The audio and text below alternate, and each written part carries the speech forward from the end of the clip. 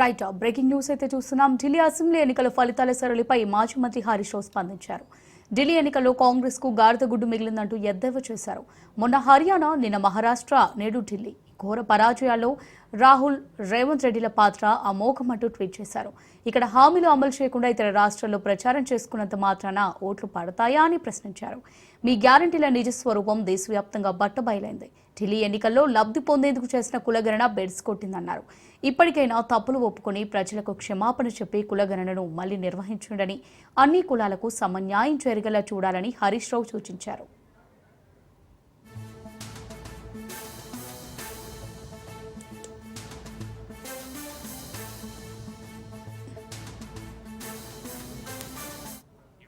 Delhi assembly ఎన్నికల ఫలితాల సరళిపై మాజీ మంత్రి హరీష్ రావు స్పందించారు. ఢిల్లీ ఎన్నికల్లో కాంగ్రెస్ కు గాడిద గుడ్డు మిగిలిందంటూ ఎద్దేవా చేశారు. మొన్న హర్యానా, నిన్న మహారాష్ట్ర, నేడు ఢిల్లీ ఈ ఘోర పరాజయాల్లో రాహుల్, రేవంత్ రెడ్డిల పాత్ర అమోఘమంటూ ట్వీట్ చేశారు. ఇక్కడ హామీలు అమలు చేయకుండా ఇతర రాష్ట్రాల్లో ప్రచారం చేసుకున్నంత మాత్రాన ఓట్లు పడతాయా అని ప్రశ్నించారు. మీ గ్యారంటీల నిజ స్వరూపం దేశవ్యాప్తంగా బట్టబయలైంది. ఢిల్లీ ఎన్నికల్లో లబ్ధి పొందేందుకు చేసిన కులగణన బెడ్స్ కొట్టిందన్నారు.